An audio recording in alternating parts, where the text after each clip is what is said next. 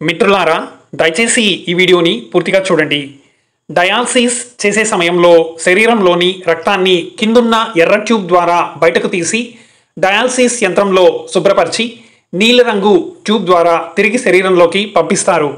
శరీరంలోని రక్తమంతా శుభ్రపరచడానికి సుమారుగా 4 గంటలు పడుతుంది. ఈ 4 గంటలు శరీరాన్ని కదల్చకుండా ఉంచాలి.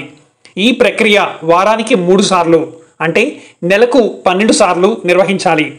ప్రతిసారి 4 గంటలు అంటే నెలకు 48 గంటల పాటు వెచ్చించాలి. డయాలసిస్ అవసరం లేని వారిలో ఈ ప్రక్రియను ఎలాంటి ప్రయాస మరియు అసౌకర్యం లేకుండా కిడ్నీలు రోజుకు 36 సార్లు వాటంతట అవే చేస్తాయి.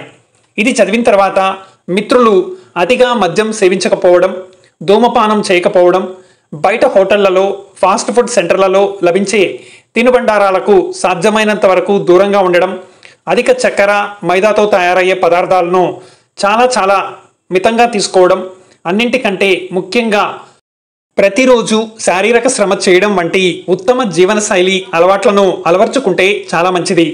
ఎందుకంటే ఇవి మన కాలేయం మరియు కిడ్నీలను ఆరోగ్యంగా ఉంచడానికి అందుబాటులో ఉన్న అత్యంత చౌకైన మార్గాలు.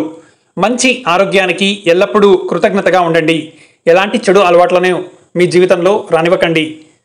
ఆరోగ్యమే మహాభాగ్యం. ఆరోగ్యం బాగుంటే మీరు ఖచ్చితంగా కోటీశ్వరులే.